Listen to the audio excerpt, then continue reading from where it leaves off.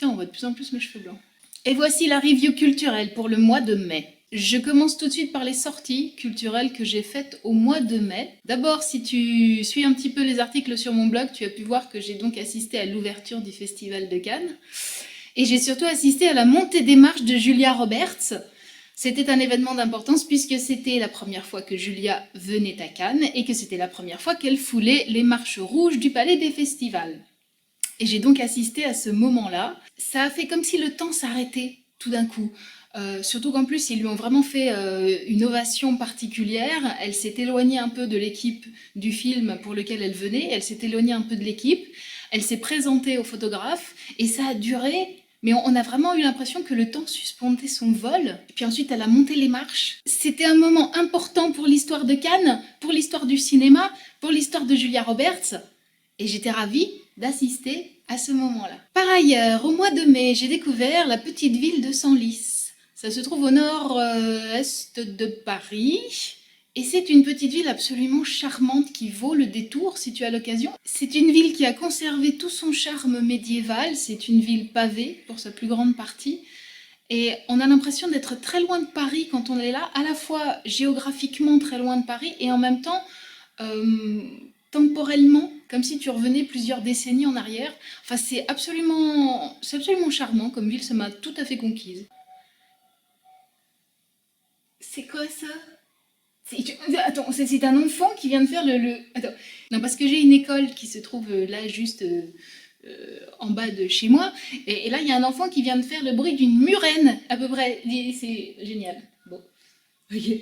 Je fais le. Oui, je tombe dans la récré, bien sûr. Bon, ok. C'est pas grave. Qu'est-ce que j'ai d'autre découvert? Oui, j'ai découvert le marché aux fleurs à Paris. Ça se situe juste à côté de Notre-Dame. Et alors, si tu aimes la vision de Paris que te présentent les films américains des années 50, tu sais, les films romantiques ou les comédies musicales, si tu aimes ce Paris-là, ce Paris très carte postale, il faut aller impérativement au marché aux fleurs. Parce que c'est exactement cette ambiance que tu vas retrouver. Tu as l'impression que Paris est une ville on ne peut plus romantique et que c'est une ville où naissent des tas de fleurs multicolores et que le tout est nimbé dans une espèce de flou artistique à la David Hamilton. C'est assez exotique en fait comme endroit et là aussi j'ai beaucoup aimé. Allez, on passe au DVD maintenant. Ce mois-ci, j'ai découvert ce film, Catwoman, avec Halle Berry. Je n'avais jamais vu, j'en étais restée au Catwoman avec Michelle Pfeiffer. J'ai bien aimé, en même temps je n'en sors pas complètement extatique. Ce que j'ai trouvé intéressant, c'est le travail qu'Halle Berry a fait au niveau de sa transformation, si j'ose dire, en Catwoman. C'est-à-dire on sent qu'elle a dû bosser, qu'elle a dû regarder des vidéos de chats, qu'elle a dû beaucoup travailler sur sa félinité, si j'ose dire. Et ça, voilà, ça j'ai trouvé que c'était pas mal, la manière dont elle bouge, la manière dont elle se meut, dont elle tourne la tête, dont elle paraît aux aguets comme ça j'ai trouvé que c'était pas mal. Bon, moi qui suis une adoratrice des chats, forcément il y a quelques scènes qui m'ont aussi beaucoup emballée, notamment la scène où elle se transforme, enfin la scène où elle meurt et puis où les chats viennent la ressusciter pour qu'elle devienne Catwoman, ça m'a bien plu. Bon, maintenant, le scénar est un peu plat. Allez, pfiou, dégage. Aussi, l'autre truc qui m'a un petit peu gênée, c'est qu'on est dans une esthétique très jeu vidéo, mais très trop. C'est-à-dire qu'à la fin, on voit clairement qu'on est dans de l'image de synthèse et du coup, une nana comme moi, je décroche, quoi. Parce que c'est tellement flagrant que c'est plus Halle Berry, mais que c'est juste une fausse nénette qui est créée synthétiquement, que c'est plus, enfin voilà, c'est plus crédible, voilà. Donc ça ne m'a pas plu. Donc ce film, il y a du pour, il y a du contre. Après j'ai découvert ça, c'est un coffret qui comprend 3 DVD. Ça s'appelle Inside the Actor Studio. C'est une émission assez connue qui est présentée par James Lipton. Ça se passe donc dans les amphithéâtres et les studios de l'Actor Studio. Et le principe, c'est qu'il fait venir des grandes figures du cinéma américain pour les interviewer devant des étudiants qui sont, eux, en train d'apprendre l'art dramatique selon la méthode de Lee Strasberg. Donc dans ce coffret, il y a les interviews de Clint Eastwood, Robert Redford, Paul Newman et Barbra Streisand. Excusez du peu quand même, question pointure, on peut difficilement faire mieux, là on est dans le gratin, la crème de la crème. Hein. Forcément c'est intéressant, parce qu'encore une fois, là on est avec des incontournables du cinéma américain, les quatre, ce sont quatre géants. Donc forcément, leurs parcours sont intéressants, ce qu'ils ont apporté au cinéma, et puis même leur vision artistique, leur manière de créer, leurs enthousiasmes, leurs inspirations, tout ça c'est assez passionnant. La seule réserve que je peux émettre, c'est que James Lipton, il est tellement impressionné par les personnes qu'il a en face de lui, et je peux le comprendre, hein, parce que honnêtement, moi tu me fais passer 1 heure avec Barbra Streisand, je me liquéfie, je deviens bonne à prendre à la petite cuillère. Donc je peux comprendre qu'il soit impressionné, mais lui il est tellement impressionné que ça transparaît quoi, et puis pardon my French, mais vraiment il leur lèche les boules quoi, il est tellement... tu vois, il a la langue qui pend et vraiment il leur cire les pompes, mais à grands coups de salive, après ça rutile quoi, les chaussures, tu peux manger dessus tellement il leur lèche les bottes. C'est juste ça qui est un petit peu dommage, c'est que je trouve qu'il est vraiment trop en adoration, tu vois, en vénération, à genoux, tu vois, devant les idoles. C'est ma petite réserve. And now, ladies and gentlemen, the books. Alors tu vas voir, la thématique globale du mois de mai au niveau littéraire, c'est la culture amérindienne et le chamanisme. Mais d'abord, je commence par ce livre-là, c'est Les 4 accords Toltec de Don Miguel Ruiz. Je l'ai relu parce que je l'avais lu une première fois en 2009 et je viens de le relire. Don Miguel Ruiz t'explique, enfin il s'appuie sur la culture Toltec et sur les 4 accords qui sont les piliers de cette culture. Ces 4 accords sont extrêmement faciles à comprendre, ils sont extrêmement faciles à intégrer. Maintenant, dans la pratique, on s'aperçoit que même s'ils ont l'air très basiques, tu vois, c'est super dur de vraiment les inclure à la vie quotidienne. Alors tu vas me dire, qu'est-ce que c'est ces 4 accords Toltec? Eh bien les voici. Sois impeccable dans tes paroles, ne prends jamais rien de façon personnelle, ne fais pas de suppositions et fais toujours de ton mieux. Et si tu veux en savoir plus, je t'invite donc à lire ce petit livre qui se lit très facilement, très rapidement, et c'est aux éditions Jouvence. Ensuite, j'ai lu Le cercle de vie de Maud Séjournant. C'est l'histoire d'une psychothérapeute, enfin c'est l'histoire... Oui, c'est le récit du parcours d'une psychothérapeute qui est partie étudier le chamanisme aux États-Unis, dans le sud des États-Unis, à Santa Fe plus précisément. Ah non mais attends, là ils sont sous mes balcons là. Là je sais pas si ça s'entend, mais là les gamins sont en train de s'entretuer dehors. Là. Je sais pas ce qu'ils font, s'ils jouent à pigeon au vol ou quoi, mais c'est... Ce qui m'a rendu la lecture de ce livre difficile, c'est que j'ai trouvé que c'était un peu embrouillé, voire brouillon. Le récit était pas du tout linéaire, c'était pas du tout fluide, c'est pas un journal intime, c'est pas un récit, c'est pas un témoignage, et en même temps c'est un peu tout ça à la fois. Alors de temps en temps, enfin il y a des épisodes qui sont extrêmement passionnants, où elle te dit vraiment tout ce qu'elle a appris et comment elle l'a vécu dans sa chair, dans son expérience, dans son parcours de vie. Et alors il y a d'autres moments où moi j'ai complètement décroché, et j'ai trouvé que du coup c'était long quoi, je tirais un peu à la page. J'ai lu ça. Les symboles des Indiens. C'est une petite friandise. Ah, c'est quoi ça? C'est rien, c'est la maison qui s'écroule, c'est pas grave. C'est peut-être les inondations qui arrivent jusqu'à moi, tant que je vois un tsunami qui déboule. Bon. Ok. Donc j'ai lu ça. Les symboles des Indiens, comme je te le disais, c'est une petite friandise. Donc tu as le dessin ici, et puis là, tu as l'explication du dessin, voilà, ça te le décrypte, ça te dit exactement quels étaient les symboles utilisés et qu'est-ce que ça signifiait exactement. Et ça survole à peu près toutes les tribus amérindiennes, les Cherokees, les Cheyennes, les Navajos, les Iroquois, enfin... Si tu es intéressé par la culture des Amérindiens, c'est un incontournable. Ensuite, j'ai lu ça, Les 4 voies de l'initiation chamanique, que je n'ai pas aimé du tout. En fait, soyons très clairs, j'ai pas du tout aimé. J'ai trouvé qu'il n'y a rien. En fait, il y a rien du tout, tu vois. Et le livre paraît épais, mais en fait, c'est du grand vide.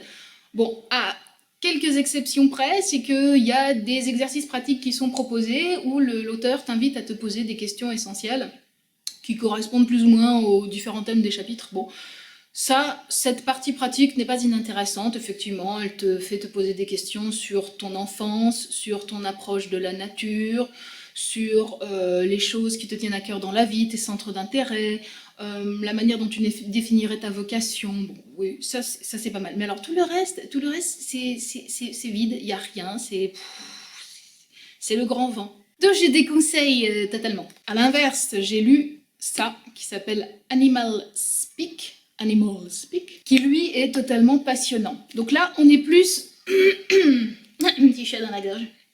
Là, on est plus dans la recherche de l'animal totem. Si tu suis un peu ce que je fais, tu as pu comprendre que la recherche de l'animal totem, c'est quelque chose qui me botte énormément en ce moment, qui m'interpelle beaucoup. De ce que j'en ai vu, de ce que j'en ai compris, un petit peu comme ça intuitivement, je pense que mon animal totem appartient à la race des félins. Je continue de rechercher, mais ça a l'air quand même de se préciser. Alors je ne sais pas encore si c'est un chat ou un tigre ou un puma, mais tout ce que j'en vois, tout ce que j'en perçois a plutôt l'air de m'emmener dans cette direction. Donc j'ai lu ce manuel avec grand bonheur. Tu as d'abord une première partie qui te donne des méthodes sur comment trouver ton animal totem et qui t'invite aussi à réfléchir au rapport que tu as à la nature et aux animaux en général. Et puis ensuite, il y a une seconde partie. Donc l'auteur passe en revue tous les animaux en te donnant leur signification et genre si tu as cet animal pour totem, qu'est-ce que ça veut dire et comment est-ce que tu peux travailler avec et qu'est-ce qu'il est bon que tu fasses, etc. Et vraiment, c'est un livre très pratique, très complet, très ludique, très sympa, j'ai beaucoup aimé. Bon, tu te souviens que le mois dernier, j'avais lu Au Bomber de Jean Dutour et ça avait marqué mon coup de cœur littéraire du mois d'avril. Donc dans la foulée, j'ai eu envie de lire d'autres livres de Jean Dutour, parce que le seul que je connaissais, c'était Le Bomber. Et j'ai lu ça, Le Déjeuner du lundi, c'est un de ses tout premiers romans, voire son premier roman. Et tu vois, comme quoi rien n'est acquis, je l'ai pas aimé du tout. Toute la jubilation que j'ai pu avoir à lire Le Bomber, je l'ai pas retrouvée du tout ici. Ça se passe en 1946, il y a le père, le fils et l'oncle qui se retrouvent tous les trois pour déjeuner le lundi. Et donc on a les divers sujets de conversation que ces trois hommes vont parcourir, chacun avec leur tempérament et leur identité. Et c'est chiant. D'abord, il y a à peu près 50 pages de mise en place du décor. Le narrateur te raconte, donc le narrateur c'est le fils. Et alors le narrateur te raconte l'immeuble dans lequel vit son père, parce que c'est chez le papa qu'a lieu le déjeuner. Donc on a une longue description de l'immeuble, du vestibule, de l'escalier, du palier, de l'entrée de l'appartement, du couloir de l'appartement, du salon, de la salle à manger, de la chambre, de la cuisine, de l'antichambre, du cabinet, c'est long et c'est long et c'est long. On n'en finit plus. Donc ça dure 50 pages, je me tirais des balles, j'ai cru que je n'en verrais pas le bout. J'ai tenu quand même par respect envers Le Bomber, j'ai été jusqu'au bout, mais là c'est comme pour le mot de séjournant, j'ai peiné à la page, quoi. Et enfin, j'ai lu Everything Everything de Nicola Yoon, Nicola Yoon étant une femme, contrairement à ce que son nom pourrait laisser supposer. C'est un livre qui raconte l'histoire d'une enfant bulle. Enfin, quand je dis enfant, elle a quand même 17 ans. Alors, enfant bulle, ça veut dire que c'est une jeune fille qui est excessivement fragile, parce qu'elle a un système immunitaire qui n'est pas du tout développé et qui la rend susceptible d'attraper la moindre saloperie. Enfin, elle peut du coup pas sortir dehors, elle peut pas côtoyer d'autres êtres humains parce qu'ils pourraient lui filer des microbes, etc. Donc elle est obligée de rester cloîtrée chez elle. Le livre commence là-dessus, on a cette jeune fille donc, qui est donc chez elle et qui n'a comme contact avec le monde extérieur que sa mère et son infirmière. Sauf qu'il se trouve que dans la maison d'en face emménage un jeune homme de son âge et que les deux jeunes gens vont tomber amoureux. Voilà, alors je ne vais pas te spoiler la suite, bien évidemment. Honnêtement, pendant les 3/4 du livre, je me suis dit que ça allait être mon coup de cœur du mois de mai, et puis la fin est arrivée, et alors la fin, elle a tout foutu par terre. Parce que j'ai trouvé que cette fin était glauque, totalement glauque. Elle était déjà à peine crédible, et puis ensuite, je sais pas, elle arrivait comme un cheveu sur la soupe. À la limite, j'aurais préféré une fin plus dramatique, ou plus poignante, ou plus légère. Enfin bon, elle est ni l'un ni l'autre, elle est juste totalement glauque et je te dis à peine crédible. Alors, je ne vais pas te spoiler, hein, il faudra que tu lises si tu veux savoir de quelle fin il s'agit. D'autant plus que tu ne la vois pas venir du tout, hein. Tu peux pas du tout la deviner, il faut lire le bouquin pour comprendre ce que je veux dire. Mais alors, cette fin, moi, elle m'a fait sortir du bouquin, quoi. Et du coup, c'est dommage parce qu'il est vraiment passé à côté du coup de cœur, quoi, ce bouquin. Bien, et puisque nous parlons des coups de cœur, les voici. Il y en a 2 pour le mois de mai. D'abord, il y a un film que j'ai vu au cinéma qui s'appelle Eddie the Eagle avec Hugh Jackman. Ce film raconte l'histoire véridique de Michael Edwards, qui était un skieur britannique qui avait pour ambition dans la vie de participer aux Jeux Olympiques. Sauf qu'il ne présentait absolument aucune disposition pour être un athlète confirmé, donc il était à peu près nul tout le temps, donc il se prenait des gadins tout le temps, en permanence, quoi. Et à force de détermination, à force d'entêtement, à force de passion viscérale aussi, ce type-là a fini par participer aux Jeux Olympiques d'hiver de Calgary en 1988 et il est devenu le premier sauteur à ski de la Fédération olympique britannique. Et le film raconte tout ça, l'enfance de ce type, Eddie, qui est donc surnommé Eddie, son enfance, là, toutes ses tentatives pour devenir un bon athlète et donc sa foire à chaque fois, et puis son adolescence où il continue d'avoir ce rêve que tout le monde autour de lui juge complètement utopique, et il s'entraîne, et il s'entraîne, et il s'entraîne, et il va se trouver un coach en la personne de Hugh Jackman, excusez du peu, et donc ce coach va l'entraîner, et ils finiront par aller ensemble donc à Calgary, et c'est là qu'il va remporter quand même ce titre de premier sauteur à ski britannique. Alors ce film, il m'a plu pour 2 raisons. La première, c'est qu'il est à peu près tout l'inverse de ce que je te disais de Noé le mois dernier. C'est-à-dire que c'est une réussite à tous les niveaux. Les acteurs sont géniaux. Hugh Jackman, bonheur des yeux, mesdames, allez-y, faites-vous plaisir. Mais il n'y a pas que lui, enfin, tous les acteurs sont géniaux, y compris celui qui joue le rôle d'Eddie. Le scénario est vachement bien fichu, c'est magnifiquement filmé, toutes les scènes de saut à ski font preuve d'une maestria visuelle totalement emballante. La bande son années 80 est géniale, ça te donne envie de bondir de ton fauteuil et de danser totalement. Donc c'est d'une réussite partout. Et l'autre chose qui m'a plu aussi, c'est finalement le message qui est délivré par ce film, puisque c'est un film Never Give Up, tu vois.